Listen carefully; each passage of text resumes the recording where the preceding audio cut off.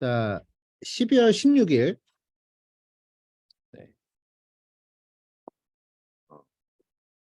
오늘 수업 시작해보자.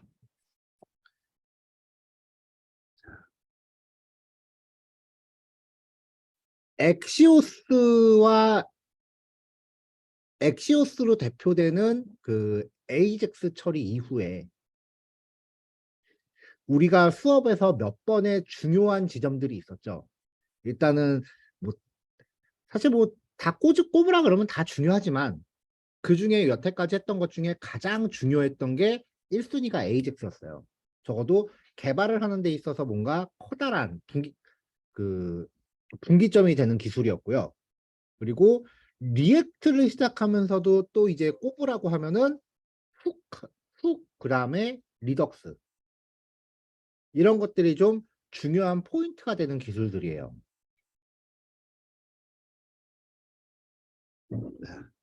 오늘 하는 내용은요.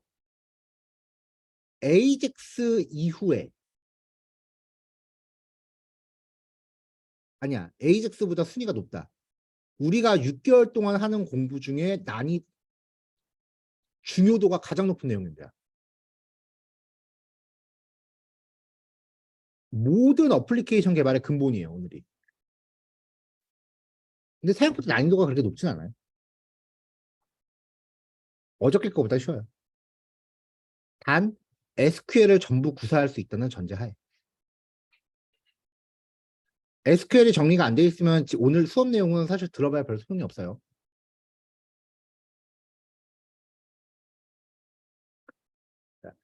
전에 한번 이야기했었어요.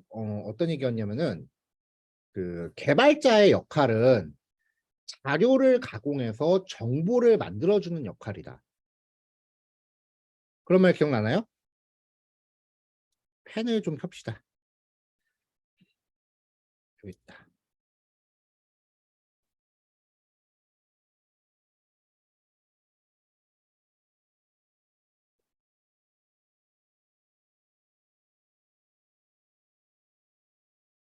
자, 데이터라고 하는 거는 단순한 자료예요.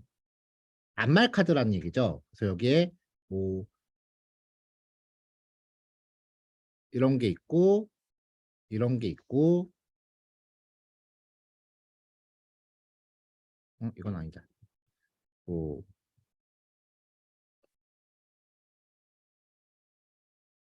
에이, 노출해도 되는 정보가? 그래. 자, 이런 게 있다고 칩시다. 자, 제 이름 적은 순간 아 저거 뭐겠구나라고 거의 가면 잡았겠지만 그냥 요 숫자만 놓고 보면은 사실 이게 무슨 값인지 좀 애매하긴 하죠. 이거를 어플리케이션 개발자들이 이름 한 다음에 요 단어를 여기다 출력해주고 나이라고 한 다음에 출력을 해주고 키라고 한 다음에 출력을 해주고 이렇게 단순한 낱말 카드를 이렇게 뭐라고 해야 되나 적절한 단어가 표현이 안 되는데 비속어로 왁구를 잡아서 출력해 주기만 하면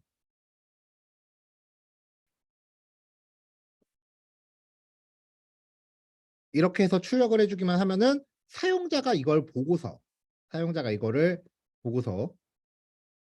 여기에 변경이라는 버튼 하나를 놨을 때 사용자가 이거를 변경할지 안 할지 의사결정을 할 수 있다라고 이야기를 했었어요. 굉장히 원론적인 이야기인데 사실 이게 가장 중요해요. 아무리 그 화려한 기술들이 있어도 모든 프로그램의 근본 목적은 데이터의 입출력이에요. 데이터베이스 시스템에 대해서 프로그램을 통해서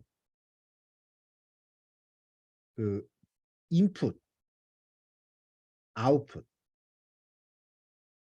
데이터베이스에 대한 IO가 모든 프로그래밍 언어의 가장 핵심적인 목표이고요. 그거를 중심으로 해서 각종 기법들이 발달을 한 거예요. 오늘 하는 내용이 프로그램과 데이터베이스가 직접적으로 연동하는 부분입니다.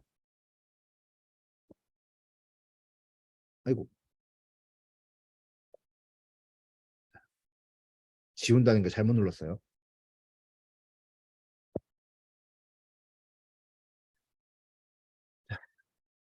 자, 그래서 이제 그 시스템하고, 노드 시스템하고, 그 다음에 데이터베이스가 연동을 할 건데, 우리가 지금 하고 있는 게 프론트엔드죠. 프론트엔드의 종류는 웹사이트가 있고, 앱도 있어요. 안드로이드나 아이폰 앱. 그러니까 프론트엔드라는 게 앞단이라는 뜻이잖아요. 사용자가 직접적으로 조작하는 모든 종류의 프로그램이 프론트엔드예요. 프론트엔드를 웹으로 국한 지으지 마세요. 어차피 개념적인 거기 때문에. 그래서 사실 나는 프론트엔드 개발자라고 하면은 웹사이트 개발이랑 앱 개발을 다시 같이 해야 된다고 봐. 적어도 백엔드 안 하려면.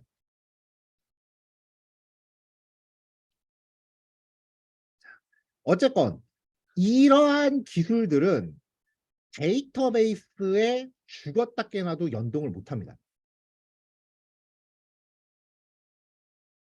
원래 안 돼요. 데이터베이스라고 하는 게 기업으로 치면은 기업의 그 중요한 정보들이 저장되어 있을 수도 있고, 개인으로 치면은 개인의 그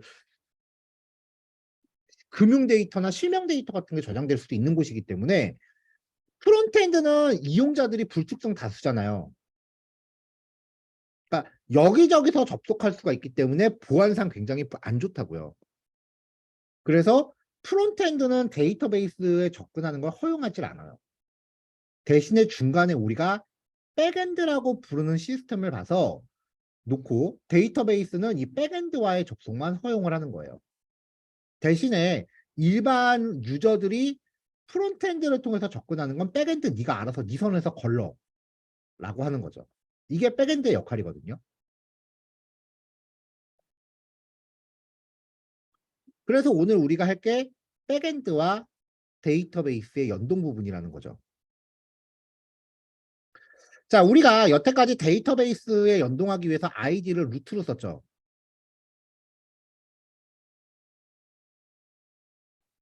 근데 이 루트는요, MySQL 안에서 모든 짓을 다 할 수 있는 아이디예요.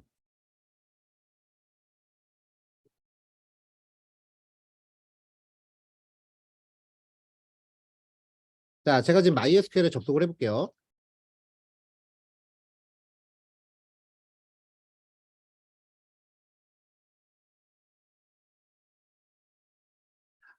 자, 이렇게 하면은 지금 루트는 시스템에 있는 모든 데이터베이스를 다 살펴볼 수 있어요.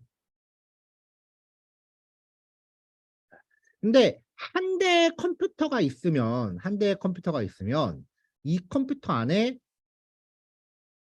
데이터베이스가 있고요. MySQL을 깔아놨다고 칩시다. 자, 우리 전에 그 데이터베이스 얘기할 때 엑셀 프로그램 하나가 엑셀 파일 여러 개를 다룰 수 있듯이, 하나의 DBMS 안에도, 데이터베이스 매니지먼트 시스템 안에도 데이터베이스가 여러 개 있을 수 있다 그랬죠. 그 중에 하나가 마이스쿨인 거죠. 우리 예제. 자, 그럼 요 데이터베이스와 하나의 노드 프로그램이 연동을 해요. 그럼 이게 하나의 웹사이트를 구성을 합니다. 또 다른 노드 프로그램, 또 다른 노드 프로그램. 보통 서버 장비 한 대 놓으면은 거기서 서비스 여러 개 돌려요. 서비스 하나에 컴퓨터 한 대라고 하는 거는 진짜 부르주아 회사야. 그런 회사 다니면 아마 복지도 괜찮을 거예요. 돈이 남아 도는 회사니까.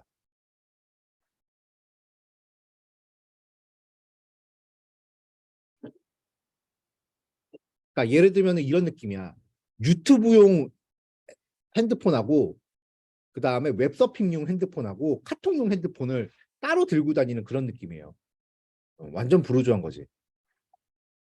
그래서 보통 컴퓨터 하나에 이렇게 여러 대를 이제 놓고 쓰는데, 자, 이 상황에서 만약에 루트라고 하는 아이디를 사용하면은, 루트는 이 모든 여기에 접근이 다 돼요.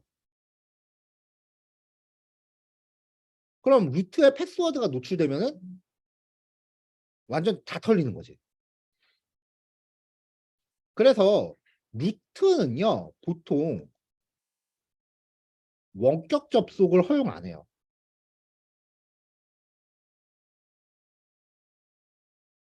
그냥 내가 이 컴퓨터 장비를 내가 물리적으로 만지는 상태에서 명령 프롬프트를 켜야만 얘를 쓸 수 있게끔 해줘요. 보통 루트의 권한 설정은 이래요. 그래서 프로그램들로 이렇게 접근하는 것 자체가 허용이 안 돼요, 루트는. 물론 그 설정을 풀어버릴 수는 있는데 회사에서 그랬다가는 사수가 뒤통수를 세게 때릴 거예요. 개념 없다고. 최고 관리자 권한을 그냥 오픈해버리는 거는 보안에 굉장히 그 위험한 행위입니다.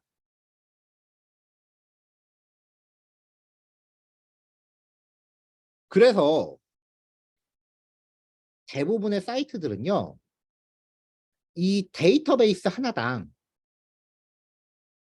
여기에 전용으로 접속할 수 있는 아이디와 비밀번호를 생성을 합니다. 이 아이디와 비밀번호는 MySQL에 종속된 정보입니다. 그러니까 만약에 이 MySQL에 접근하기 위한 아이디를 헬로라고 만들고 그 다음에 비밀번호를 월드라고 생성을 했다면 우리는 MySQL -u에서 이제 아이디가 헬로로 바뀌니까 더 이상 루트가 아니고 헬로 -p라고 입력하고 엔터 쳤을 때 비밀번호는 월드라고 입력을 해줘야 될 겁니다. 그래서 서비스 하나당 MySQL 아이디랑 비밀번호를 따로 하나씩 발급을 해줘요. 보통 그렇게 다. 절대 실무에서 루트 권한을 열어주지는 않아요. 만약에 내가 신입인데 우리 회사 사수가 나한테 데이터베이스 루트 아이디랑 비밀번호를 그냥 알려줬다. 오래 다니지 마. 그 새끼 개념 없는 거야. 신입이 무슨 사고를 칠 줄 알고 신입한테 루트 아이디랑 패스워드를 그냥 막 줘. 나 같은 사고 치면 어쩌려고. 전에 얘기했죠. 제가 신입 때 DB에다가 상용 DB에다가 결제 데이터 날려먹은 적 있다고. 그래서 그런 거 아니야.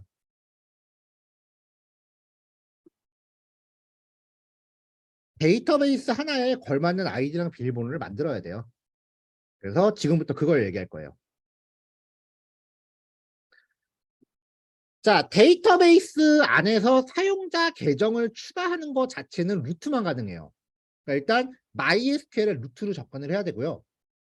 create user ID 여러분들이 만들고 싶은 거를 생성을 하세요. 각자 만드세요. 접근어용 호스트는 로컬 호스트라고 적으시면 됩니다.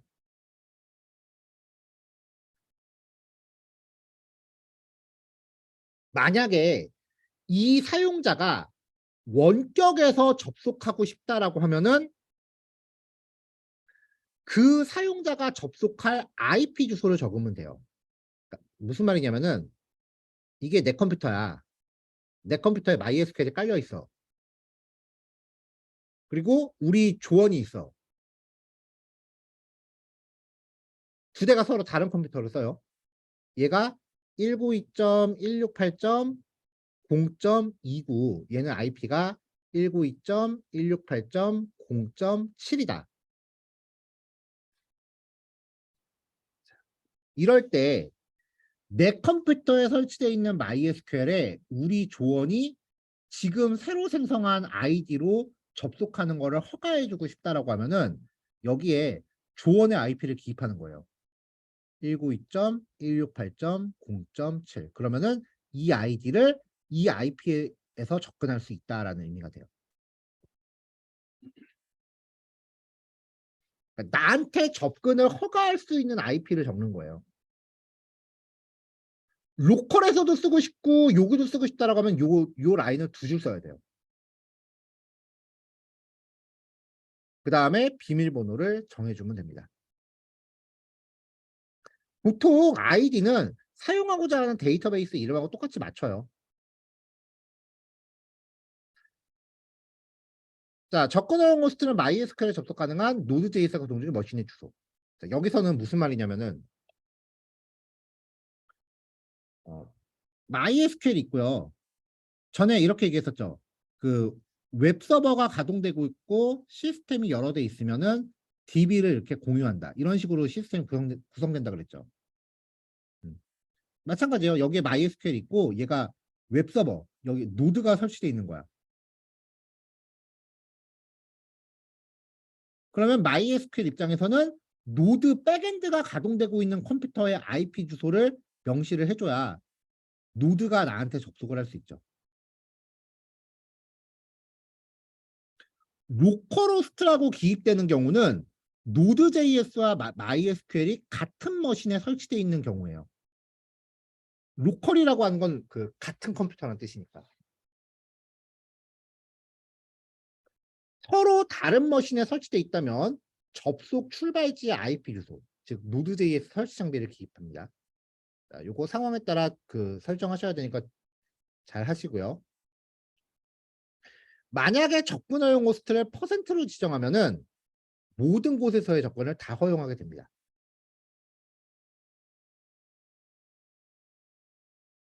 자, 근데 이렇게 하더라도 MySQL이 설치된 운영체제 자체의 방화벽 설정에 따라 접근이 차단될 수 있습니다. MySQL 포트 번호는 3306을 씁니다. 이게 어디 설정돼 있냐면은 여러분들 그 MySQL 설치할 때 my.ini라는 파일을 작성한 적이 있어요. MySQL 설치 폴더 안에 들어가면 이 파일이 있을 거예요. 거기에 3306이라고 적혀 있어요. 만약에 MySQL 포트를 바꾸고 싶다라고 하면은 이 포트 번호 다른 걸로 바꾸세요. 이 my.ini에서. 그럼 포트가 바뀌어요. 그러고 나서 이제 MySQL을 재가동해야 되는데 뭐 서비스 재가동하고 그런 거 명령어 복잡하니까 재부팅 한번 하세요.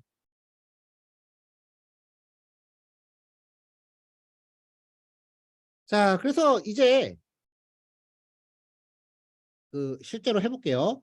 크리에이트 유저 MySQL 접근 가능한 호스트는 로컬호스트. 그러니까 이 MySQL이라고 하는 유저는 그 MySQL이 설치되어 있는 컴퓨터 안에서 직접 터미널로만 접속이 가능해요. 혹은 MySQL과 노드가 큰 머신에 설치되어 있어야 함을 의미해요. 자, 비밀번호 이렇게 잡아주고. 이거 여러분들이 로컬호스트만 유지하고 이거 여러분들이 바꾸고 싶으면 바꾸세요. 이건 여러분들이 각자 알아서 바꾸세요. 자, 그 다음에 IP 주소가 다른 데서도 허용하고 싶으면 이런 식으로 IP만 바꿔서 같은 사용자한테 주소를 여러 개 등록을 해주는 거예요. 계속. 여러 개 주소를 허가하고 싶으면.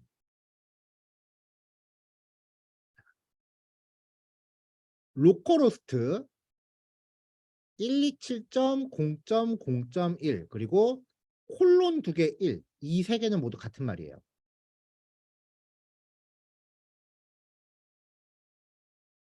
자, 왜 로컬 푸드란 얘기 하죠? 로컬 푸드의 의미가 어떤 지역에 방문했을 때 그 지역의 로컬 푸드라고 하면은 그 지역 특색 음식을 얘기하잖아요. 컴퓨터한테 로컬이라고 하는 건 그 머신 자신을 뜻하는 거예요. 그래서 로컬호스트라고 하면은 보통 사용자가 그 머신을 직접적으로 만지고 있거나 아니면은 어떤 프로그램 입장에서 그 프로그램이 가동 중인 PC를 뜻해요. 자, 이렇게 해서 사용자 계정을 생성을 하고 그 다음에 이 사용자가 어떤 데이터베이스에 접근할 수 있는지 권한을 부여해요. grant all privileges on 데이터베이스 이름, 별. 뒤에 오는 거는 테이블이거든요.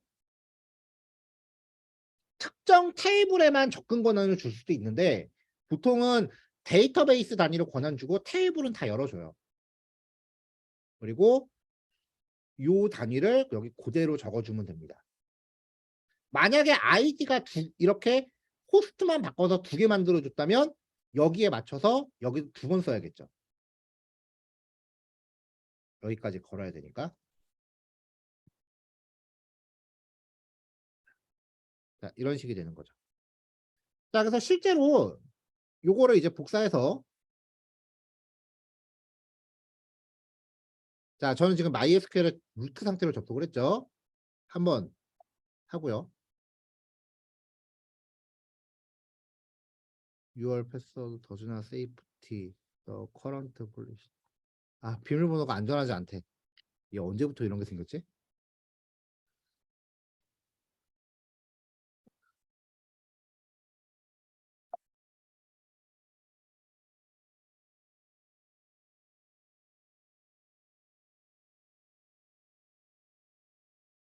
계속 그러네.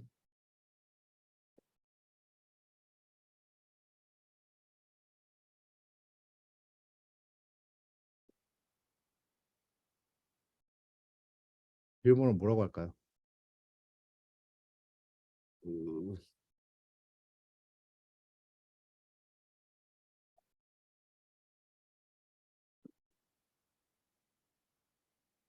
비밀번호가 안전하지 않다고 얘기하는 것 같은데 저거 옵션을 풀 수 있을 것 같은데.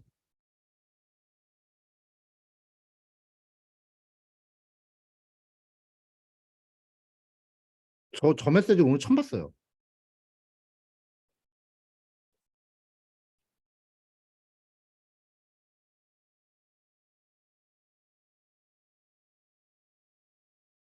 아, 이런 게 있구나. Set Global Validate Password Policy로.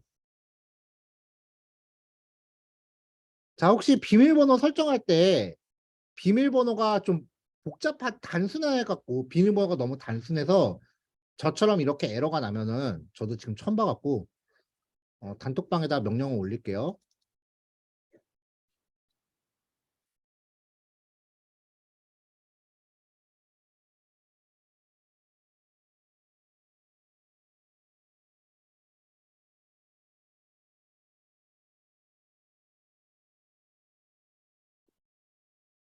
자, 단톡방에 올린 명령어를 쓰시면 된대요.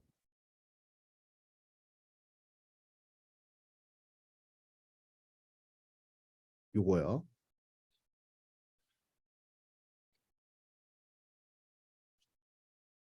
그래서 일단 이 옵션을 설정하고 나서 다시 비밀번호 설정을 할게요.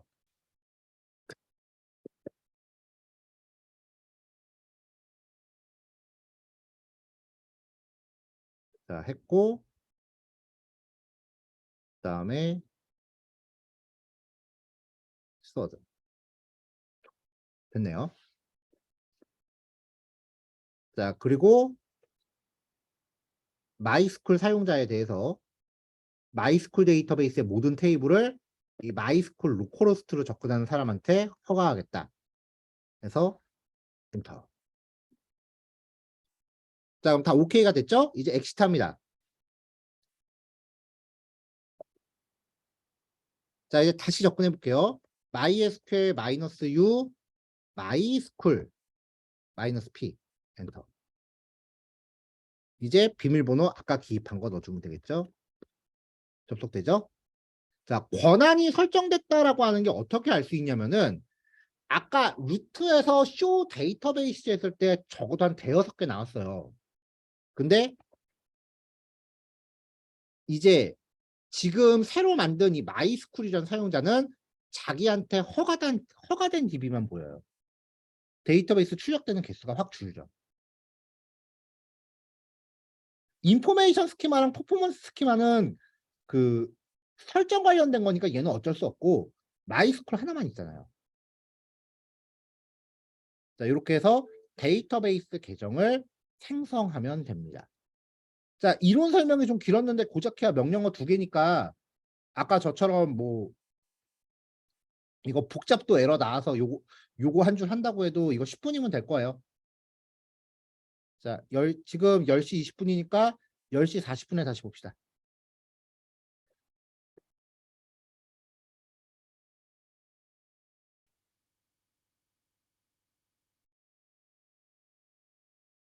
자, 설정한 그 MySQL의 접속 정보는 데이터베이스에 직접적으로 접속할 수 있는 중요한 보안 정보이기 때문에 그런 정보들을 설정 파일에 잡아놔야 됩니다. 자, 그래서 지금 MySQL에 관련된 설정이 이렇게 있는데 그 여러분들한테 배포해드린 파일로는 아이디랑 비밀번호를 여러분들이 뭐라고 잡을지 몰라서 일단 루트하고 1, 2, 3, 4라고 임의로 잡아놨을 거예요. 그래서 이 환경 설정 값을 작성할 때 일단 호스트는 127.0.0.1 아니면은 로컬호스트 둘 중에 하나를 쓰는데 이게 시스템 상황에 따라 로컬호스트랑 127.0.0.1이 다 될 수도 있고 둘 중에 하나만 될 수도 있어요. 일단 제 컴퓨터는 로컬호스트는 아까 안 되더라고요. 이건 이따 한번 보여드릴게요. 일단 로컬호스트로 잡아놓을게요. 포트 3306 아이디는 만든 거. 아이고. 자, 그 다음에 비밀번호가 123QW의 느낌표 골뱅이 4부를 잡았었는데 여기서 약간 웃지 못할 상황이 뭐였냐면 자, 지금 보면 이 환경 설정 파일에서 주석을 샵으로 걸죠. 근데 여기 비밀번호 샵이 있잖아. 그러니까 얘를 주석으로 인식하는 거예요. 그래서 이걸 비밀번호를 바꿔서 설정해야 되나라고 생각을 했는데 이걸 바꾸면은 MySQL PPT도 같이 바꿔야 되니까 고치기가 싫은 거야. 따옴표로 감싸면 되더라고요. 따옴표로 감싸면은 여기 안에 알맹이만 인식하더라고요. 자, 커넥션 리미트, 커넥션 타임아웃, 데이터베이스 웨이트풀 커넥션스 요거는 지금 당장은 안 써요. 조금 있다가 그 데이터베이스 커넥션 풀이라고 하는 거를 이제 소개할 텐데 그때 쓰이는 거니까 요거는 그때 설명할게요. 자, 어떤 의미인지는 다들 파악할 수 있는 정보죠. 마지막에 데이터베이스 스키마가 데이터베이스 이름이에요.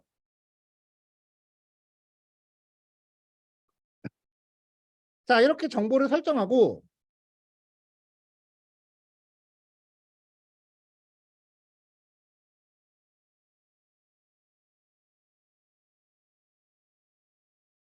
자, 모듈하고 환경 설정 파일을 불러올게요.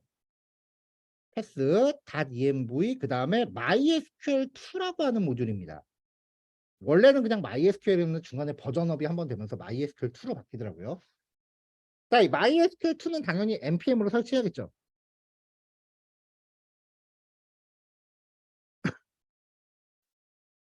자, yarn add MySQL2라고 하고 기본적으로 사용 방법이 MySQL2 모듈 안에 일단 데이터베이스 접속 정보를 만들어요. 제이슨으로. 여기에 들어갈 항목들을 우리가 환경 설정 파일에 넣는 거고 mysql.create connection이라고 하면서 이 설정 정보를 파라미터로 줍니다. 그러면은 접속 객체가 생성되는데 얘를 사용해서 connect라고 호출하면은 접속을 시도해요. 만약에 접속에 문제가 생겼다면 콜백으로 에러 객체가 들어와요. 자, 일단 여기까지 먼저 해볼 거예요. 자, 환경 설정 파일을 로드하고 환경 설정 파일에 있는 정보를 사용해서 접속 정보를 생성합니다. 정보가 잘 생성됐는지 한번 출력을 해봤어요. 자, 정보가 이렇게 쭉 하고 들어왔네요. 생성이 됐네요. 생성을 했죠.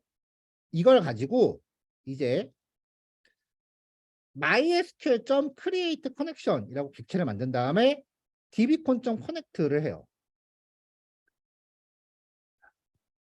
자, 이 dbcon.connect를 수행하는 게 뭐에 가깝냐면은 우리가 이 터미널에서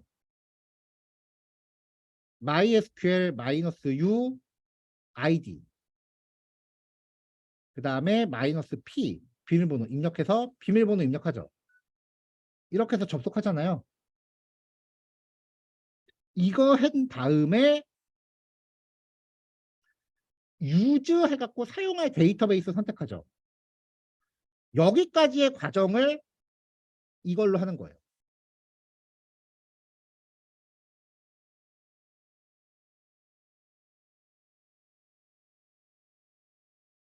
자, 제가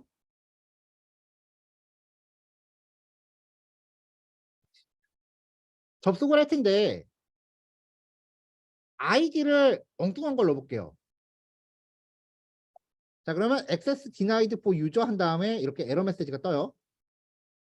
이번에는 비밀번호를 엉뚱한 거 넣어볼게요. 자, 입력한 아이디는 다르게 나오지만 에러 메시지 자체는 동일하게 뜨죠. 이게 지금 MySQL에서 뱉어내는 메시지죠.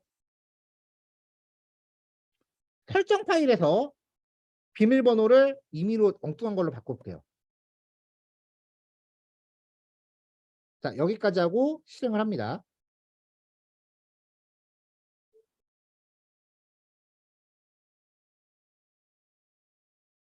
자, 지금 저는 어드레스 쪽에서 지금 커넥트라고 이제 커넥트 자체가 좀 잘못됐다라고 나오거든요.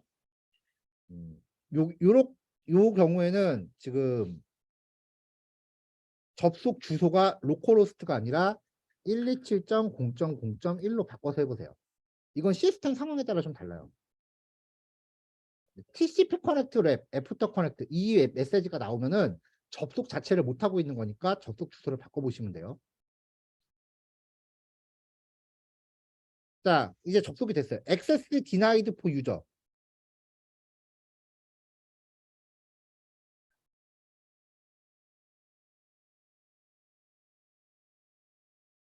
MySQL 명령어에서 로그인 실패했을 때 나오는 메시지와 동일하죠. 이걸로 알 수 있는 게 이 노드가 이 터미널의 역할을 지금 대신해주고 있다는 얘기예요. 그러니까 여기에 내가 명령어 쳐서 맨날 접속을 내가 명령어로 직접 해야 되는 거, 그거 그냥 자동으로 한 번에 축 하는 프로그램이라고 생각하면 쉬워요. 자, 그럼 이제 아이디랑 비밀번호를 올바르게 수정을 하겠습니다. 127.0.0.1이라고 하고요. 자, 이제 실행하면은 아무것도 안 떠요. 왜 아무것도 안 뜨냐? 접속 성공하고 아무것도 안 해놨거든, 코딩을.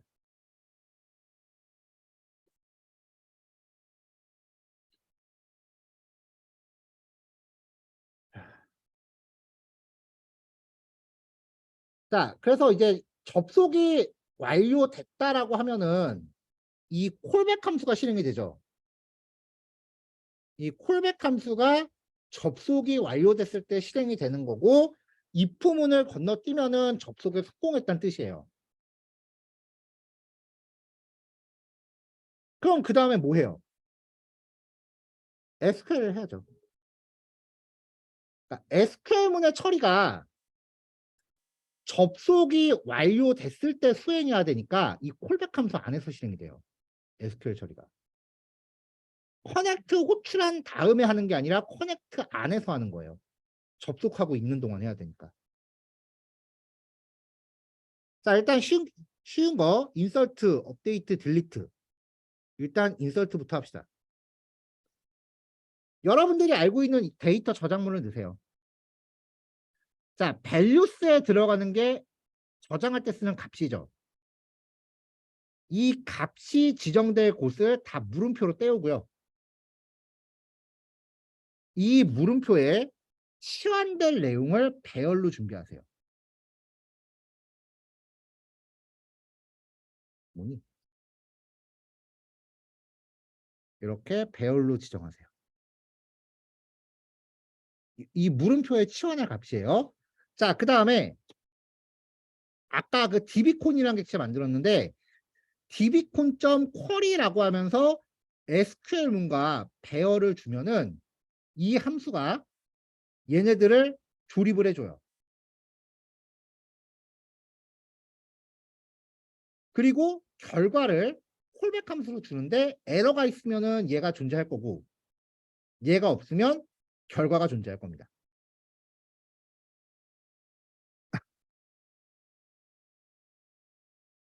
자, 일단은 SQL문을 틀리게 한번 해보죠. 아, 일단은 우리한테 익숙한 것부터 해보죠. 자, 이렇게 배열을 만드는 게 아니라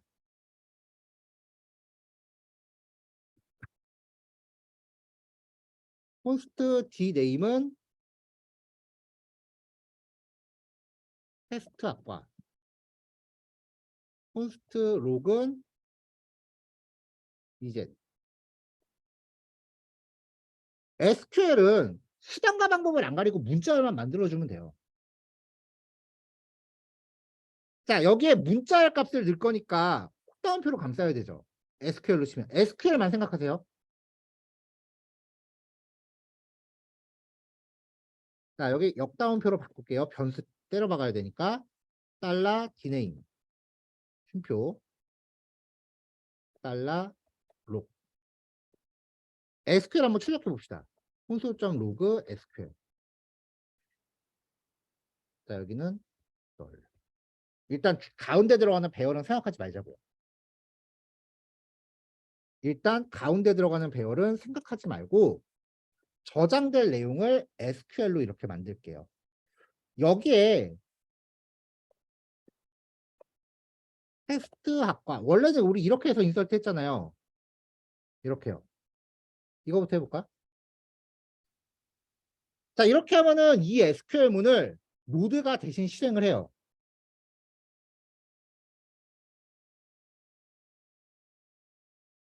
자, 일단 MySQL에서 해봅시다, 이거.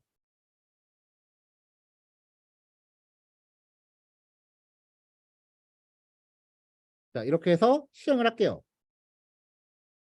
자, 그러면 한 개의 데이터가 반영되었다라고 나오죠.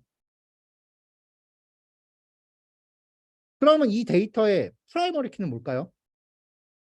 이걸로 모르지. 셀렉트 해봐야지. select max dptno from department.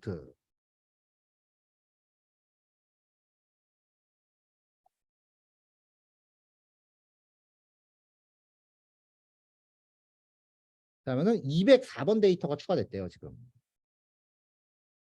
자, 이 과정을 여기서 실행하면 돼요. 자, 실행합시다. 자, SQL 먼저 한번 출력을 했죠. 이걸 실행했어요. 그러면 인서트 했을 때 여기 보시면은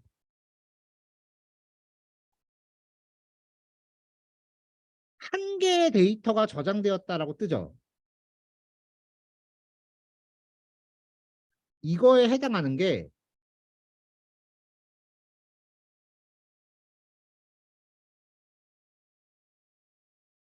한 개 행이 어패치드 되었다. 요게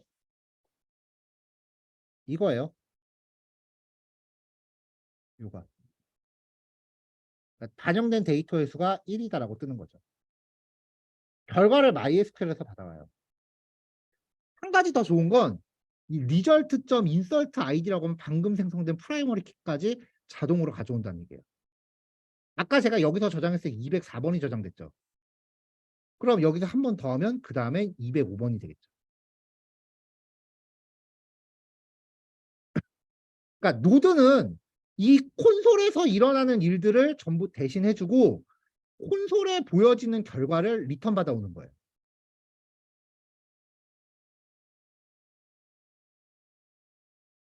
자, SQL을 다 썼으면 마지막에 dbcon.end라고 해서 데이터베이스 접속 해제를 해야 됩니다. 해줘야 됩니다.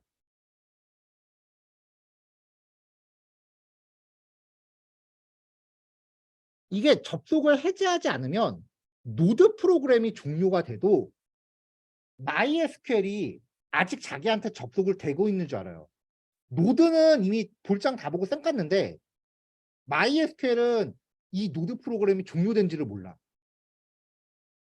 그래서 그러니까 예를 들면 이거지. 내가 MySQL이 일종의 그 호텔이라고 합시다. 그리고 MySQL에 접속하는 노드 프로그램이 투숙객이야. 근데 이 dbcon.end를 안 하면은 투숙객은 이미 집에 가고 없는데 거기가 체크아웃 안 됐다고 빈방 없다고 해버려요. 그러니까 접속이 계속 내부적으로 쌓여요. 자, 호텔에 방수가 무한정 있을 건 아니잖아요. 빈방이 없으면 더 이상 손님을 못 받죠. MySQL 입장에서는 빈방이 없다고 생각하는데 이미 손님은 다 가버리는 거야. 엔드를 안 하면. 그래서 결국은 어느 순간 되면 Node.js 접속을 안 받아요. MySQL이. 그게 맥시멈 제한이 200개예요. 기본값. 엔드를 안 하면은 이거 200번 실행하면 그 다음에 실행이 안 된다고요. 쉽게 말하면. 그래서 마지막에 접속 퀴즈는 꼭 해줘야 돼요. 자, 이제 이쪽을 좀 다시 얘기해 봅시다. 자, 요거는 백날 실행해도 백날 요값만 넣죠. 자, 그래서 요 문자열 변수라는 선언을 하고 여기를 변수를 이렇게 치환을 한 거예요. 대신에 요게 get, post, put, delete로 전달받은 파라미터 값을 여기다 넣어줬다고 가정을 한 거죠. 그러면은 HTML 폼에서 사용자가 입력한 게 AJAX로 포스트 전송이 된다고 치고 이거를 req.body로 받죠? body로 받은 걸 이 변수에 넣었다라고 하면 사용자가 입력한 게 DB에 저장될 수 있겠죠. 데이터베이스 연동은 어떻게 됐건 수단과 방법 안 가리고 SQL 문자열만 만들면 돼요.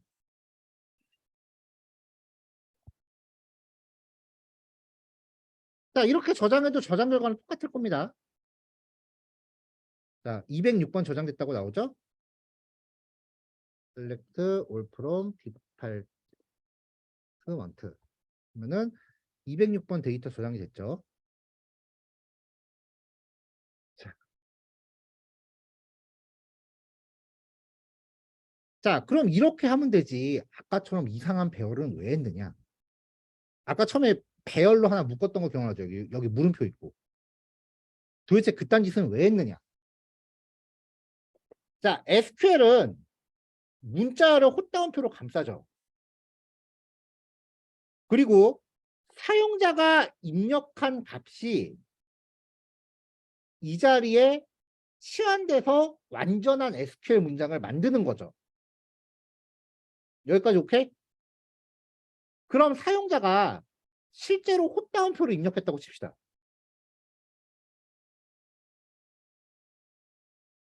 그럼 어떻게 될까? 사용자가 실제로 헛다운표를 입력했다고 칩시다. 이걸 여기다 놓으면 콧다운표 여기서 시작해서 여기서 끝나고 뒤에는 문법 에러예요. 이렇게 하면 에러 나요. 사용자가 실제로 입력값에 콧다운표를 기입해버리면 에러 나요. SQL 문법 에러로.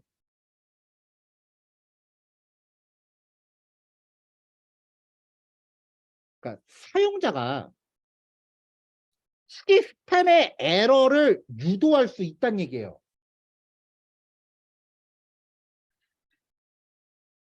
일종의 공격인 거죠. 그래서 SQL문이 조합된다라는 특성을 악용해서 입력값을 통해 비정상적인 SQL문이 실행되게 하는 공격 방법을 SQL 인젝션 공격이라고 합니다. 웹사이트 해킹의 가장 기초예요. SQL 인젝션.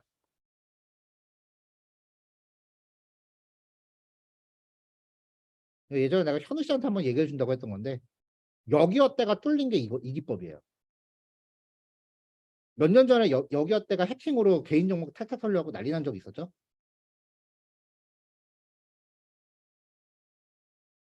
자, 한번 봅시다.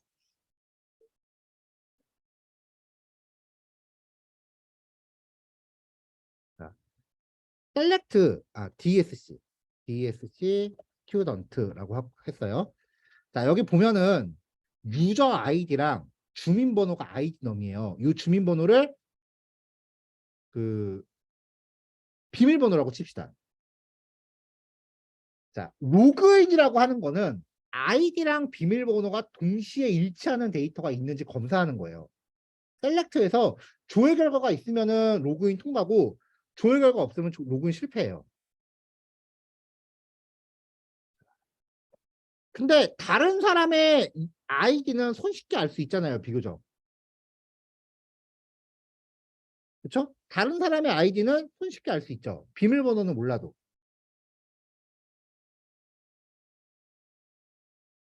자, 그러니까 저 스튜던트 테이블을 회원 테이블이라고 가정했을 때 셀렉트, 별표, 프롬, 스튜던트, 웨얼, 유저 아이디는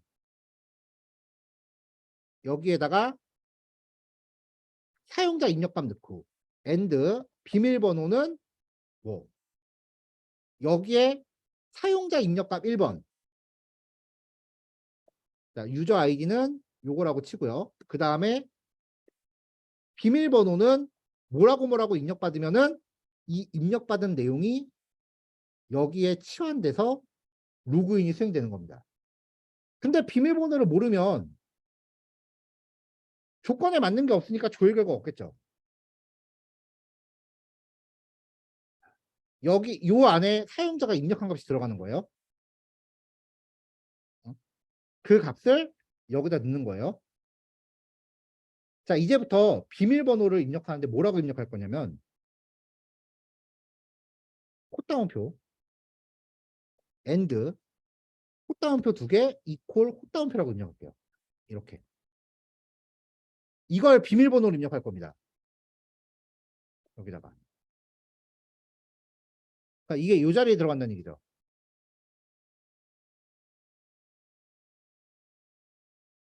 결과 보여줄게요. 다 뚫립니다. 어이씨. 아, end가 아니다. 5어다. 쏘리. 5어. 자, 이렇게 하면 다 뚫립니다. 조건 봅시다. 사용자 아이디는 쉽게 알 수 있어요. 아이디는 이거고 비밀번호가 빈 문자열인 end가 5어보다 우선하죠. 여기가 먼저 이런 데이터는 있을 리가 없어. 아이디가 준 1, 2, 3이고 비밀번호가 공백인 데이터가 없겠죠. 당연히. 이건 false야. 근데 뒤에 요거 때문에 완성된 문장 보면은 공백과 공백이 같다. true죠. 5어. false or true는 뭐예요? true죠. where true야. 조건이 충족되는 데이터는 다 가져옵니다. 그럼 전체 회원 데이터가 다 틀려요. 여기였다가 이거에 뚫린 거야. SQL 인젝션 공격 막는 방법은 되게 간단해요. 사용자가 아까 이거 실행했을 때 에러 난 거였죠. 여기 헛다운표 있어서 에러 났죠. 자, 여러분들 자바스크립트 처음 할 때 배웠어요. 쌍따옴표 안에 쌍따옴표 넣으려면 앞에 뭐 붙이라고? 역슬래시. 이것도 마찬가지예요. 콧다운표 안에 콧다운표 넣으려면 역슬래시 붙이면 돼요. 그러니까 이거는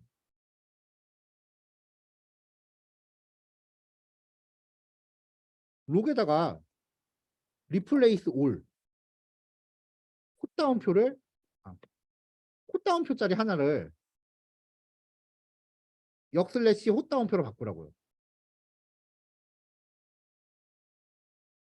근데 이게 이 안에서 역슬래시가 돼야 되니까 역슬래시 2개하고 콧다운표를 넣어요.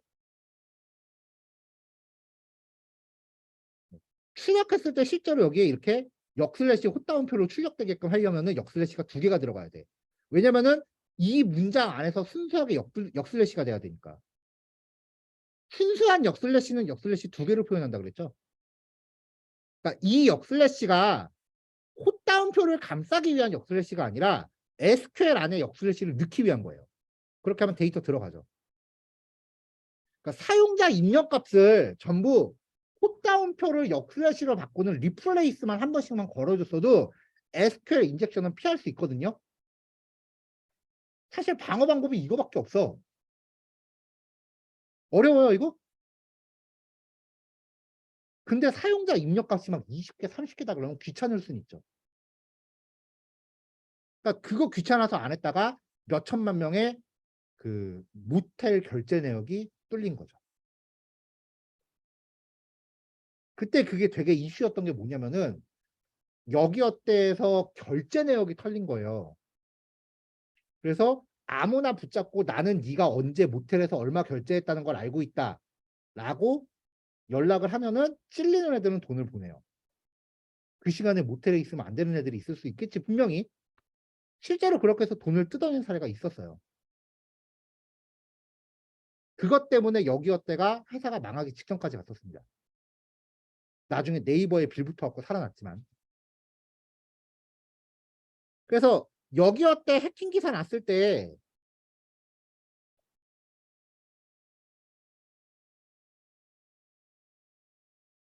이거요.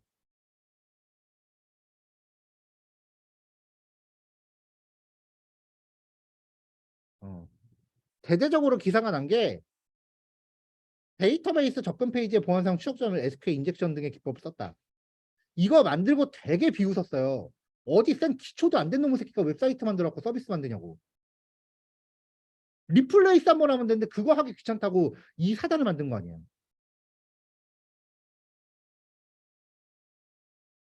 진짜 기초도 안 된, 진짜 개발하면 안 되는 새끼가 만든 거야, 이거는.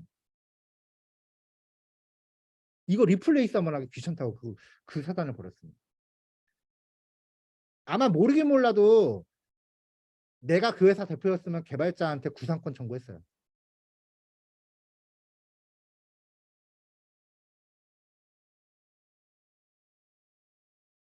사용자의 모든 입력값은 콧다운표 입력 못하게 막아야 됩니다.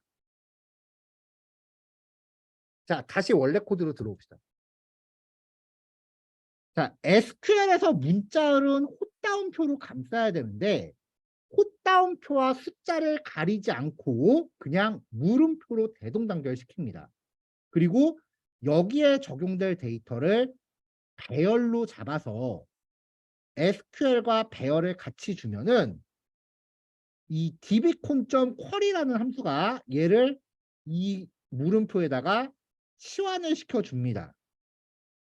이것까지 오케이죠? SQL 인젝션 공격 뭔지 이해했죠? 이 과정에서 SQL 인젝션 공격의 방어를 자동으로 해줍니다. 안 쓸 이유가 없겠죠. 그러니까 되게 쉬운 건데 이걸 안 해서 그 난리를 핀 거예요. 이 코드 두 줄이 안 들어가서 몇 천만 원의 손해가 발생한 거지. 실제로 비일비재합니다. 백엔드 개발자는 진짜 코드 서투로 짜면은 진짜 개 털려요. 초당 50번 이상의 해킹 시도가 들어와요, 진짜. 뭐 북한, 러시아, 중국 할 거 없이 특히 러시아가 많이 들어와. 제 경험상은 러시아가 되게 많았어요. 실제로 한번 뚫린 적도 있고. 다행히 그 어떤 그 목적을 갖고 하는 애가 아니라 대부분의 해커들은 자기 과시하려고 하는 거라 그 새끼가 회원가입 페이지를 까만 배경에 해골 이미지 뜨는 걸로 바꿔놓고 톡 깼더라고. 그렇게 해서 하면서 털린 적이 있거든요.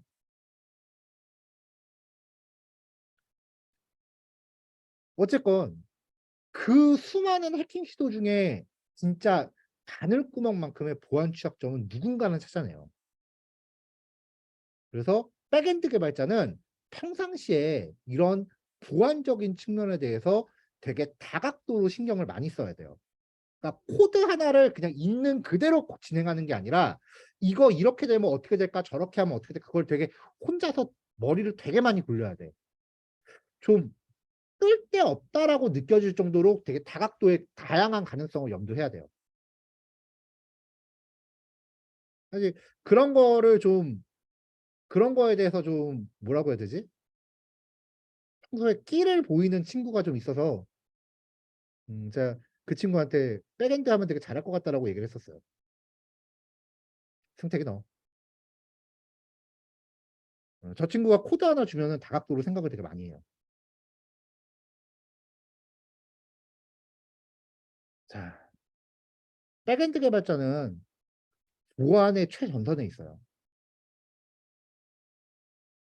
보안 전문가들은 백엔드가 뚫린 이후에 움직이는 사람들이고 일단 보안의 1차 책임자는 백엔드 개발자예요. 그리고 그 보안을 지키는 방법은 여러분들이 그 작성한 소스 코드로 진행이 됩니다. 그래서 어떤 웹사이트는 셀렉트, 인서트, 업데이트, 딜리트 네 가지 키워드를 입력 못하게 막아버리는 데도 있어요. 아예 SQL과 연관된 거는 입력조차 못하게 막아버리는 사이트도 있어요.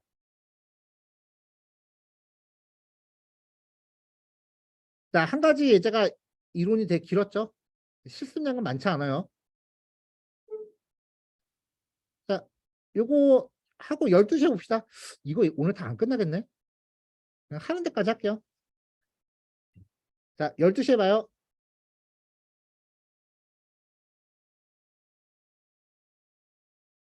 자, 넘어갑시다. 자, SQL을 수행하는 그 첫 번째 방법에 대해서 살펴봤는데요. 두 번째 예제는 사실 별로 중요하지가 않아요. 세 번째 예제를 위한 당위성을 그 확립시키려고 준비된 예제예요.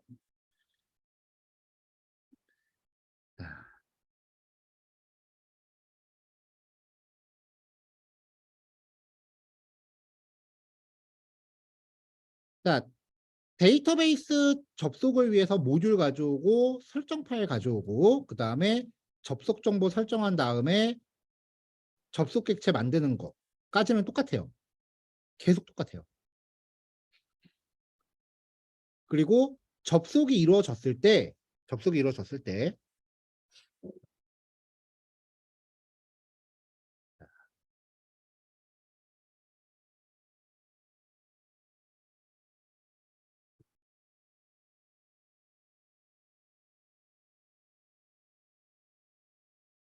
자, 여기서 하려고 하는 처리가 지금 뭐냐면은 학과 번호가 101인 데이터를 삭제하려고 합니다. 학과 번호가 101인 데이터를 삭제하려고 합니다. 자, 그러면 타겟 dptno를 101이라고 변수 잡은 다음에 배열에다 걸었고요. 그리고 SQL문을 여기 직접 썼어요. 그러면 이 배열이 물음표를 치환해서 문장이 완성되겠죠? 자, 이렇게 해서 SQL을 실행하면은 이거는 과연 될까요? 자, 이 처리는 에러 납니다. 자, 실제로 이 SQL문을 콘솔에서 해보면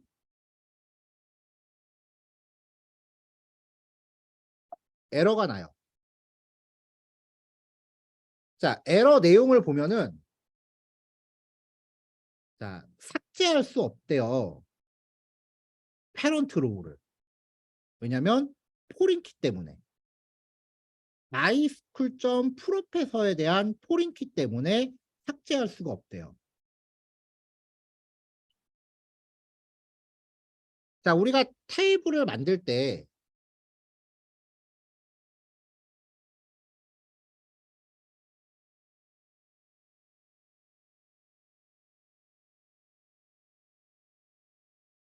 디파트먼트 테이블이 있으면은 이 디파트먼트를 프로페서가 참조하게 해놨어요. 그래서 1대 n이었죠. 그렇기 때문에 자식 데이터가 딸려 있으면은 먼저 그 자식 데이터를 삭제하지 않는 이상 부모 데이터를 지울 수 없다라고 했었죠. 그게 참조키였죠. 그러니까 지금 이 상황에서는 교수 데이터를 먼저 지워야만 디파트먼트를 지울 수 있어요. 근데 교수 데이터도 그냥은 못 지워요. 왜냐면 교수 데이터는 스튜던트에 의해서 참조되고 있거든요. 담당 교수를 지정하고 있잖아요, 스튜던트가. 그래서 담당 교수 한 명당 스튜던트도 n명씩 들어있어요. 그러니까 내가 원하는 학과를 온전하게 지우기 위해서는 스튜던트를 먼저 지우고 교수를 지우고 디파트먼트를 지워야 돼요.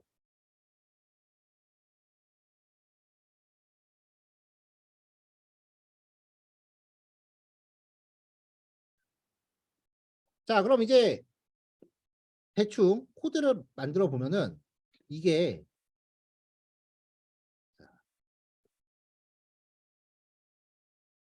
delete from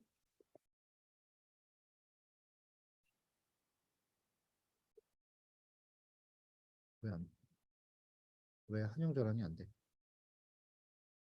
delete from student를 먼저 하고 delete from 프로페서를 하고 그 다음에 학과를 지운다. 이렇게 순서대로 코딩을 하면은 이게 에러 나요. SQL은 이렇게 DB 처리는 이렇게 하는 게 아니에요. 왜냐면 이 db콘 쿼리는요 비동기예요. 자바스크립트에서 비동기의 특징이 콜백 함수를 가져간다요. 거의 대부분이. 그러니까 요거를 삭제한다라는 게 아니라 삭제를 요청한다라는 거예요. 그리고 삭제가 되건 말건 다음 거 하러 가는 거야. 얘가 끝났는지 안 끝났는지 몰라. 근데 교수를 또 지우려고 들어요. 만약에 여기 삭제하면서 렉이 걸렸다. 그러면 디파트먼트를 삭제도 하기 전에 얘를 먼저 지우려고 하니까 마찬가지로 참 좋게 에러가 발생한다는 거죠.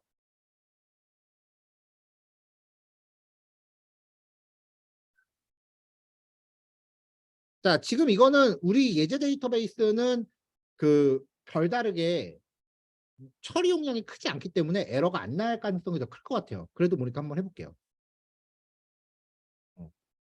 에러 나네. 이렇게. 삭제가 됐는 줄 알았는데 에러가 났네요. 다행이네. 그러니까 온전하게 하려면 학생 데이터가 모두 지워졌다라는 게 확인이 된 다음에 교수를 지워야 돼요. 자, 이 SQL문의 처리가 완전히 끝났다라는 걸 의미하는 게 콜백 함수죠. 그러니까 교수 데이터를 온전하게 삭제하려면 학생 데이터가 먼저 지워졌다라는 거를 확인을 한 다음에 여기서 지워야 돼요. 콜백 안에서. 그리고 교수 데이터가 지워졌다라는 게 온전하게 확인이 된 다음에 디파트먼트를 지워야 되니까 디파트먼트 삭제도 여기서 지워야 돼요. 콜백 안에서. 자, 코드 원래대로 되돌리고 있어요. 자, 그래서 여기 처리를 보면은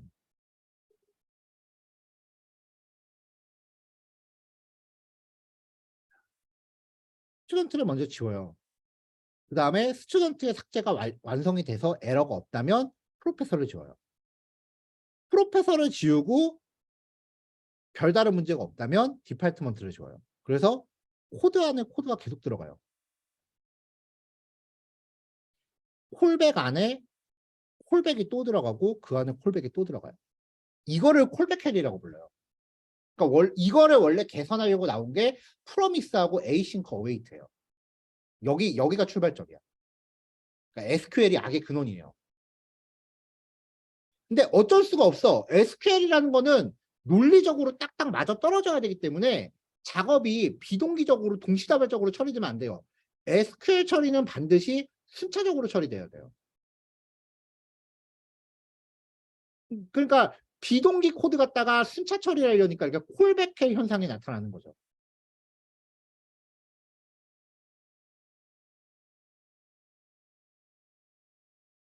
근데 2015에서 2016년도까지는 코드가 이런 식으로밖에 짤 수가 없었어요.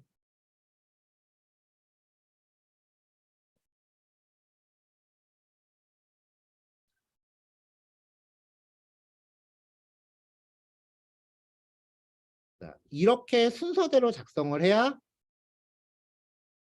온전하게 학과 데이터가 다 지워집니다. 저는 아까 101을 다 지웠으니까 이번에 102로 해봅시다.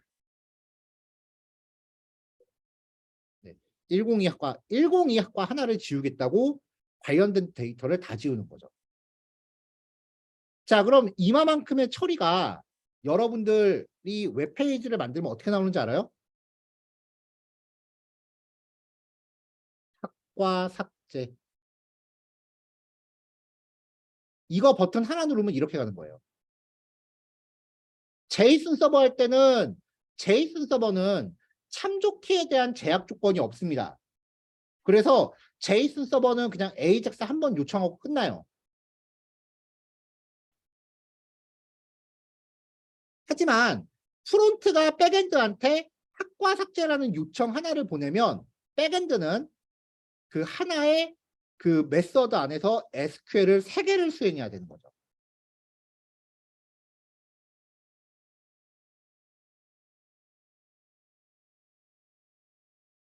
자, 요약하면은 하나의 기능을 구현하기 위해서는 대체적으로 SQL의 논리적 흐름이 존재해야 돼요.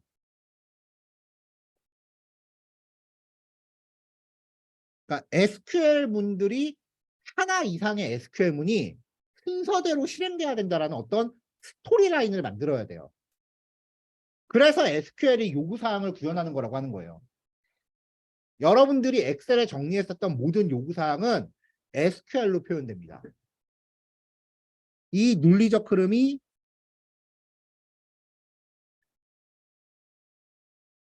하나 이상의 SQL이 실행되는 거죠.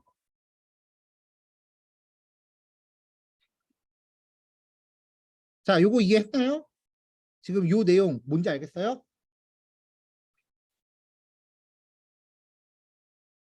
자, 이 논리적 흐름을요.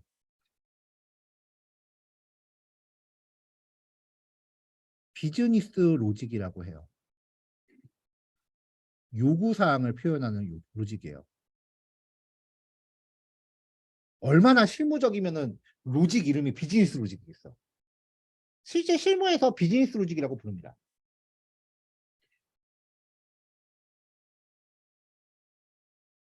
자, 이때 실행되는 이 SQL문의 순서, SQL의 흐름. 자, 개념적으로는 요구사항을 비즈니스 로직이라고 표현해요. 그러니까 요구사항이라는 단어는 기획 단계에서만 쓰이고요. 실제 개발로 들어가면 요구사항이란 말을 잘 안 써요. 비즈니스 로직이라고 불러요.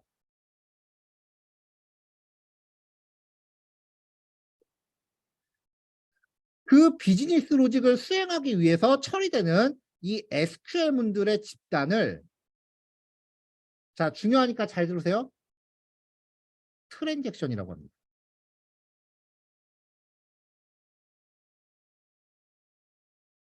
그러니까 보통 트랜잭션이라 하면 하나의 기능이라는 말과 동급으로 쓰여요. 근데 그게 말이 하나의 기능이지 그 안에서는 엄청 많은 짓거리를 하고 있는 거죠.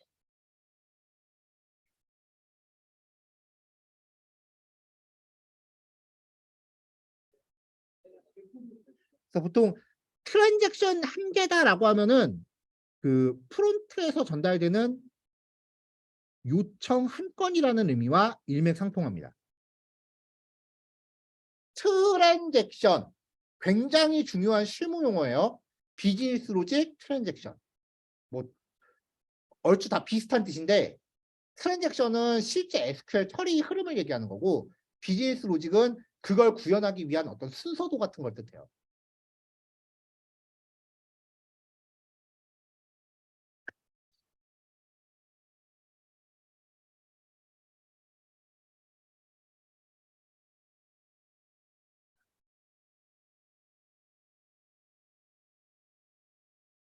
자, 그래서 이 dbcon.query라고 하는 요 기능이 이렇게 콜백해 현상을 야기하니까 이거를 좀 순서대로 코딩해 보자고 나온 게 프로미스 객체 방식이고요.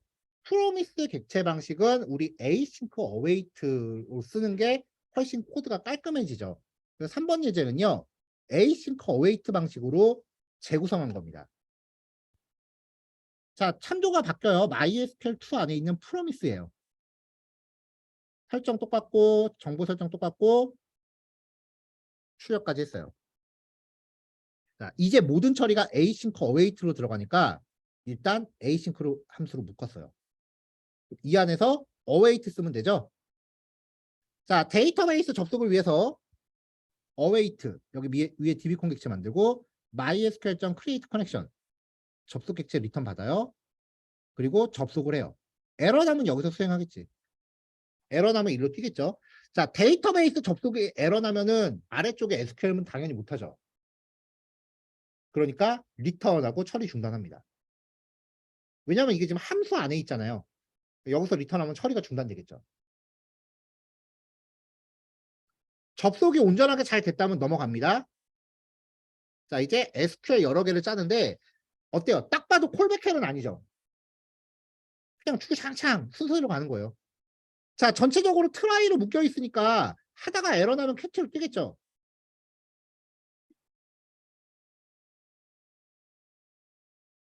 자, 인서트 문으로 데이터를 저장했어요. SQL 만들고 dbcon.query. 그러면은 result1이라고 하는 객체가 반환되는데 얘가 배열인데 원소가 꼴랑 한 개예요. 배열인데 이렇게 돼 있으면 이거 반복문 돌려서 출력할. 자, K가 이렇게 원소가 하나만 있으면 이거 반복문 돌려서 출력할래요? K의 0번째라고 출력할래요? 이게 더 쉽잖아. 이걸 뭐하러 반복문 돌려? 그래서 result1의 0번째 점 upH rows result1 점 insert id. 자, insert id를 만약에 여기서 저장된 게 205번이라고 칩시다. insert id가 205번. 그거를 first id라고 변수로 담았어요. 자, SQL 학과와 공학관이라는 값을 준비한 다음에 얘를 다시 한번 써요. 또 저장했어요. 자, 근데 여기서 차이가 뭐냐면은 아이고.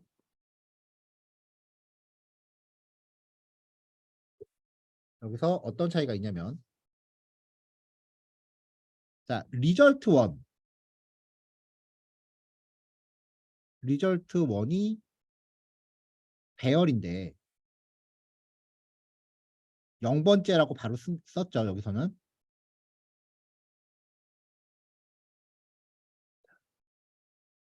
자, 근데 result2라고 배열을 만드는데 얘가 원소가 5예요.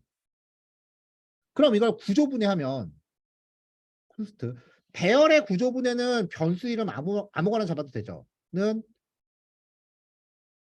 result2라고 하면은 A가 5가 되죠. 배열의 구조분해.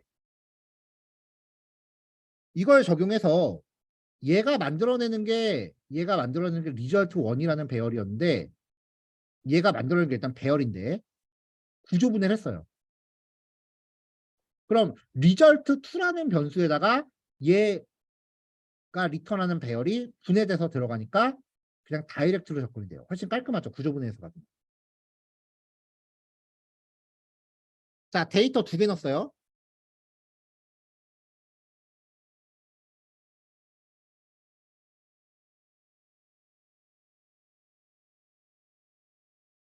자, 한 번 더 구조분해 봅시다.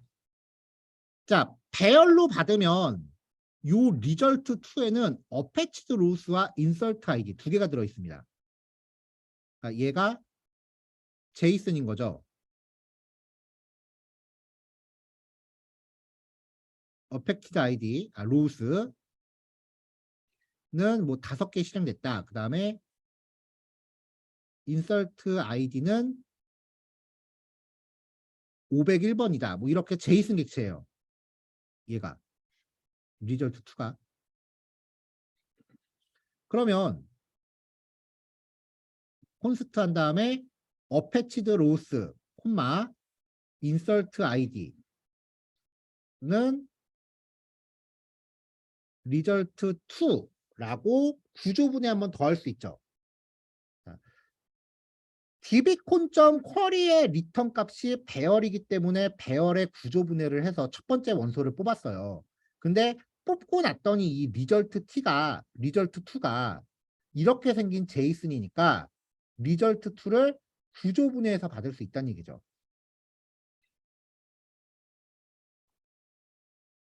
자, 그러니까 처음부터 얘를 여기다가 result2 대신에 박아버리면 dbcon.query의 리턴 값을 전부 다 개별 변수로 구조분해할 수 있다는 거죠.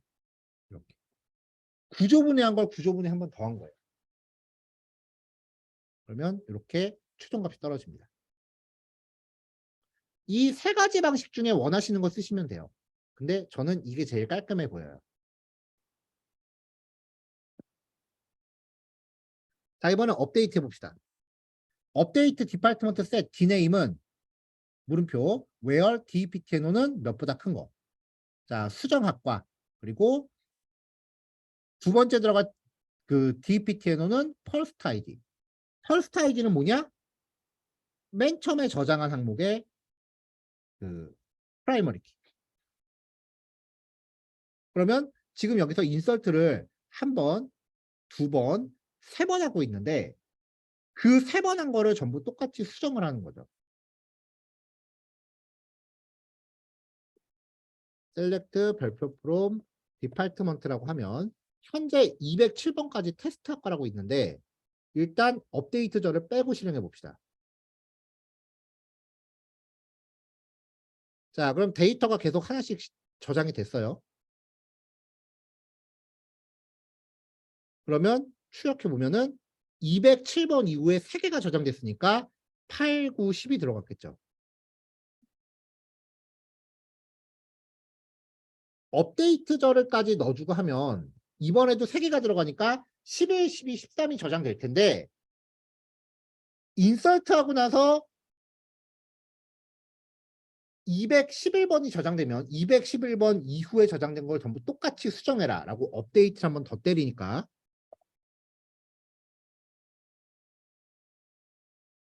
자, 이렇게 하면은 수정 3건이 들어가죠. 전부 3개가 똑같이 들어가 있겠죠. 그러니까 실행 결과를 DB에서 셀렉트해서 확인하셔야 돼요. 인서트, 업데이트, 딜리트니까.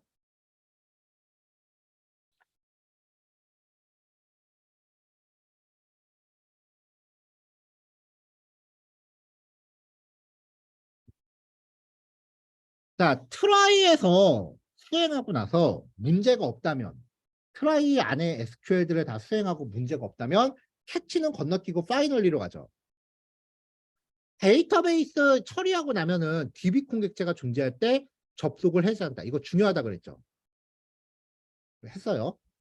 근데 에러가 난다면 트라이를 하다가 문제가 생기면 캐치로 가서 에러 처리를 할 거 아니에요. 여기서 에러 내용을 출력을 했어요. 그리고 리턴. 자, 우리가 함수 안에서 리턴문을 만나면 그 즉시 처리를 중단한다 그랬죠. 그럼 여기서 중단하면 접속 해제 안 하네. 자, 근데 캐치문이 특이한 게요. 캐치 안에서 리턴하면 그래도 파이널리는 하고 리턴해요.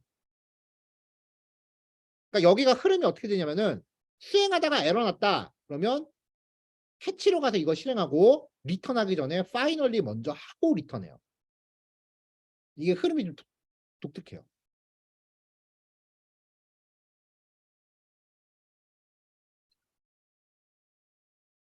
자, 뭐라도 하나 여기서 에러를 한번 내볼까요?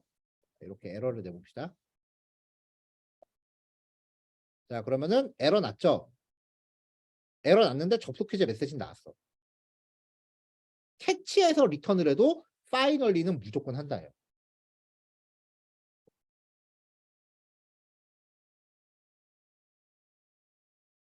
자, 아마 코드만 단순하게 따라서 입력하는 거는 크게 어렵지는 않을 거예요. 근데 오늘 예제는 한 줄 한 줄에 평상시보다 너무 많은 얘기를 담고 있어요. 그래서 중요도가 굉장히 높습니다.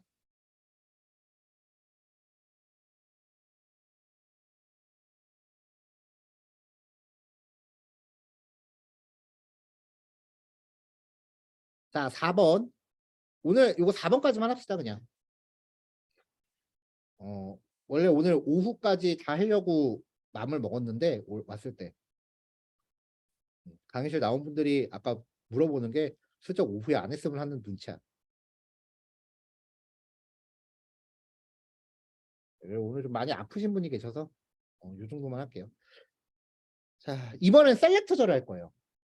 인설트, 업데이트, 딜리트는 몇 개가 저장됐다, 몇 개가 수정됐다, 몇 개가 삭제됐다. 그것만 알아보면 끝이에요. 근데 셀렉트 같은 경우는 이렇게 조의 결과라는 게 존재하잖아요. 자, 데이터베이스 접속까지 똑같고요. 자, 프로페설 테이블에서 이름, 직급, 급여, 입사일. 자, 일단 입사일에 별칭 안 쓰고 넣어보죠.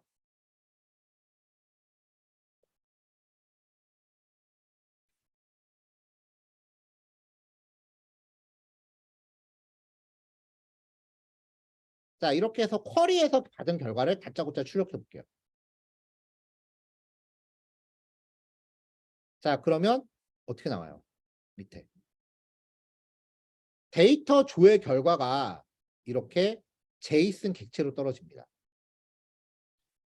아까 제가 되게 많이 지워놔 갖고 지금 아까 삭제 테스트 하면서 되게 많이 지워놔서 데이터가 2개밖에 안 남았어요.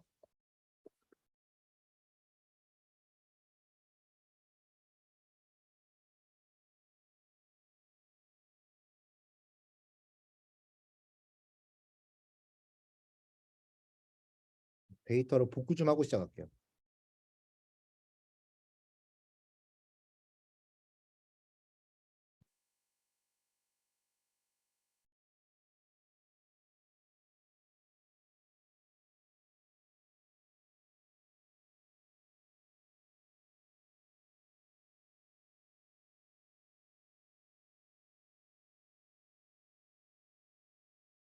최근에 수업 자료를 싹 다 깃허브로 옮겨놔서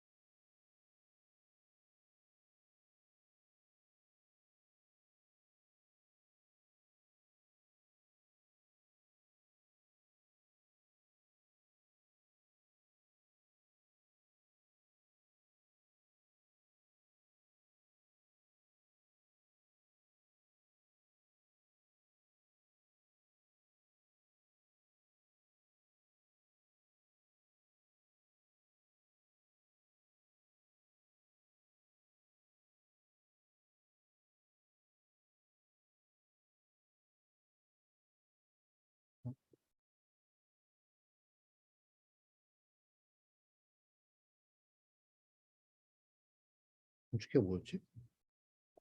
알트 시프트 키웠는데.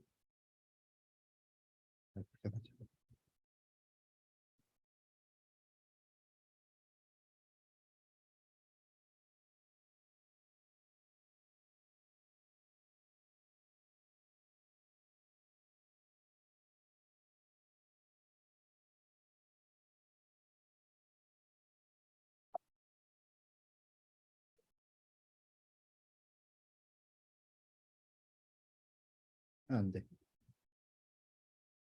아,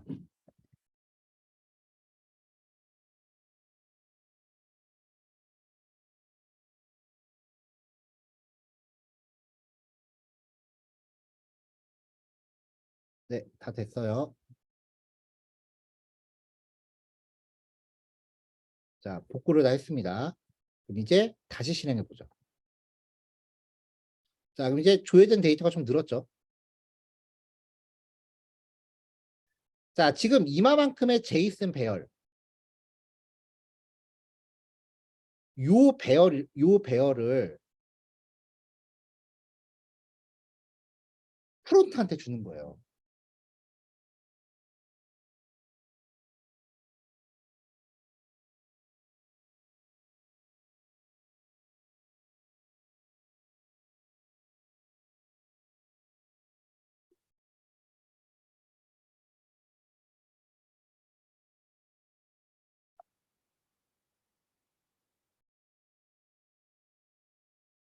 자, 뭐 데이터가 이런 식으로 나오면 이런 식으로 나오면은 요 데이터를 코드상으로 표현할 수 있는 게 제이슨이잖아요. 제이슨을 원소로 담는 배열. 그래서 이 제이슨을 원소로 갖는 배열을 이야기할 때 대부분의 목록형 콘텐츠를 표현하는 방법이다라고 했어요. 그래서 이거를 그냥 그 DB 처리해주면 되는데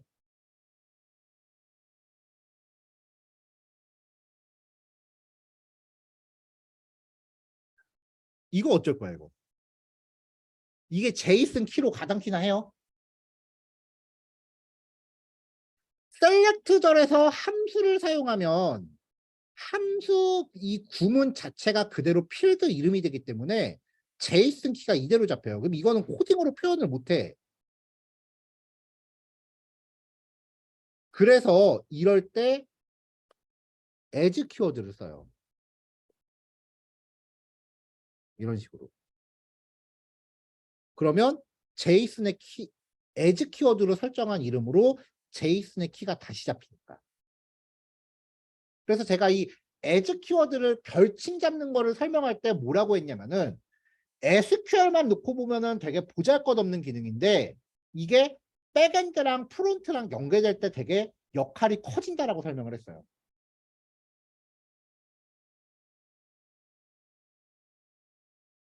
자, 배열이니까 이 배열 갖다 반복 돌면서 들어있는 정보들만 이렇게 한번 출력을 해봤습니다. 이렇게요.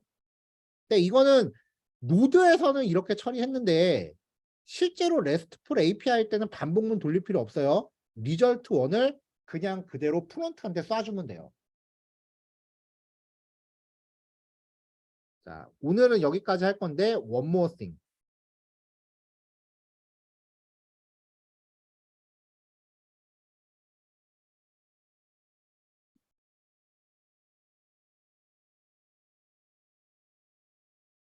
자, 제가 터미널을 열었거든요. 필요한 모듈들을 설치했고요. 어저께 했었던 코드 스플릿 있죠? 코드 스플릿 여기에 하나만 더 추가합시다. 새 파일 해서 department.js라고 추가할게요. 이거는 나중에 이거는 다음 주에 정식으로 할 거고 오늘은 그냥 샘플만 보세요.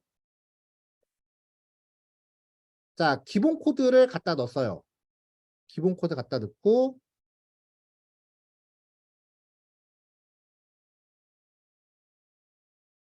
자, 이름은 디파트먼트. 디파트먼트의 슬래시 콜론 deptn. 이렇게 하면 패스 파라미터였죠?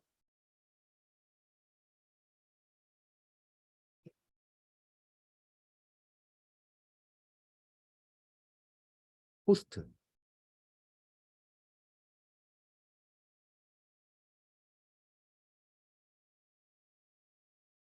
자, DB 접속할게요.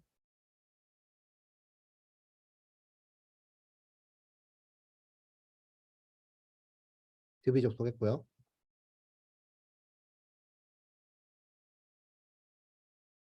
이게 SQL을 실행하는 코드니까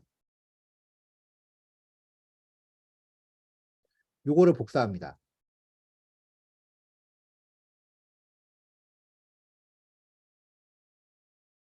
자, async는 여기다 걸면 돼요. 괜히 많이 하지 말고 하나만 합시다. 여기다가 조금 전에 했던 코드를 붙여줄게요. 자, 불필요한 거 날립시다.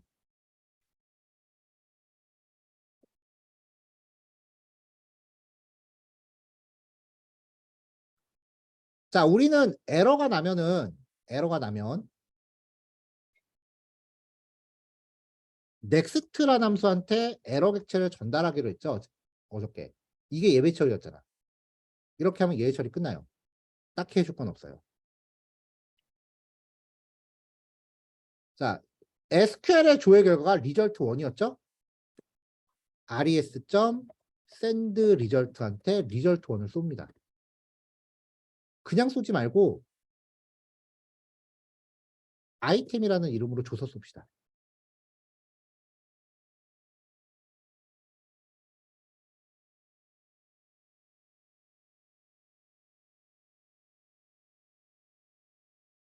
자, 이제 노드몬 11 코드 스플릿 안에 app.js를 가동할게요. 자, 가동했고요. 자, 저는 컴퓨터 IP가 좀 두 개네요.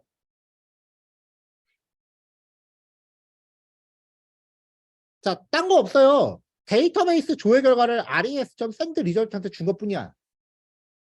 그러면 이제 여기에 디파트먼트라고 갯방식으로 접근하면 뭐야? 아, 이거 앱에서 임포트 해야지 참.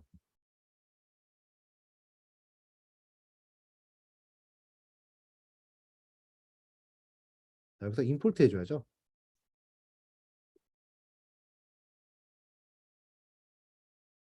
이렇게. 자, 500 에러 커넥션 인포 is not defined.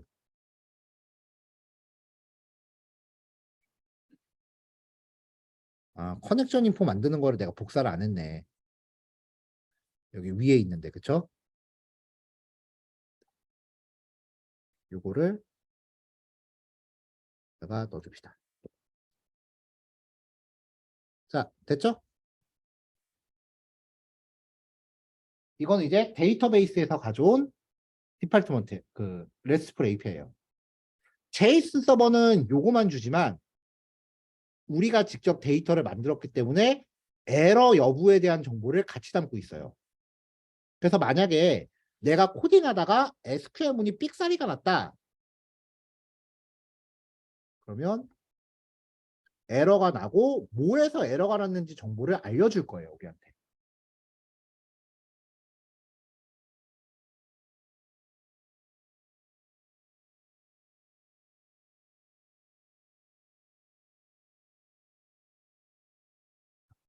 자, 에러 한번 다시 낼게요.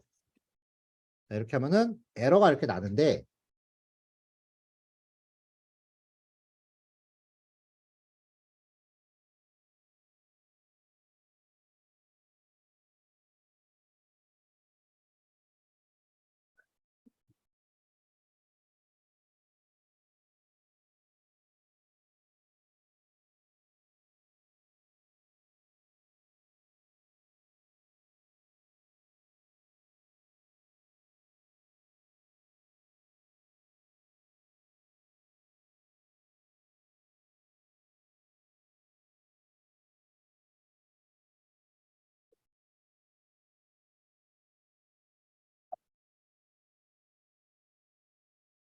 잠시만요.